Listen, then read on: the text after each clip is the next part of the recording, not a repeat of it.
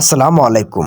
সময়ের বুলেটিন সংবাদে সাথে আছি আমি মোহাম্মদ হামিম রানা। ঠাকুরগাঁও জেলার রানীশঙ্কল উপজেলার রানীশঙ্কল ডিগ্রি কলেজের সাধারণ শিক্ষার্থীদের প্রিন্সিপালের পদত্যাগ জানিয়ে এক বিশাল মানববন্ধন অনুষ্ঠিত হয়েছে। দফা এক দাবি এক প্রিন্সিপালের পদত্যাগ স্লোগানকে সামনে রেখে প্রিন্সিপালের প্রশাসনিক ভবনের সামনে এই সমাবেশটি অনুষ্ঠিত হয়েছে। প্রিন্সিপালের পদত্যাগ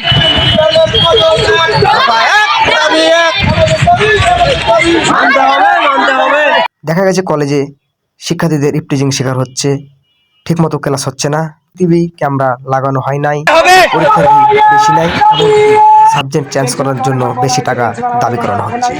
তার জন্য শিক্ষার্থীদের প্রিন্সিপাল স্যারকে অভিযোগ দেওয়ার কারণে প্রিন্সিপাল স্যার পদক্ষেপ না গ্রহণ করার কারণে আজকে শিক্ষার্থীদের মানববন্ধন অনুষ্ঠিত হয়েছে।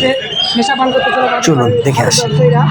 ওখানে বলার পর দেখা গেছে যে স্যার আমাদের প্রিন্সিপাল স্যার আমাদের উপস্থিত নাই।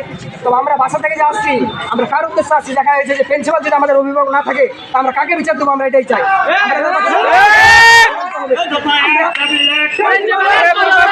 দুই নম্বর কারণ হচ্ছে যে কলেজে দেখা যায় প্রিন্সিপাল স্যার ঠিক মতো উপস্থিত থাকে না, এবং কি কলেজের দায়িত্ব আছে অভিভাবক হিসেবে যে প্রত্যেকটা রুমে তার ক্লাসের সময় উপস্থিত থাকা।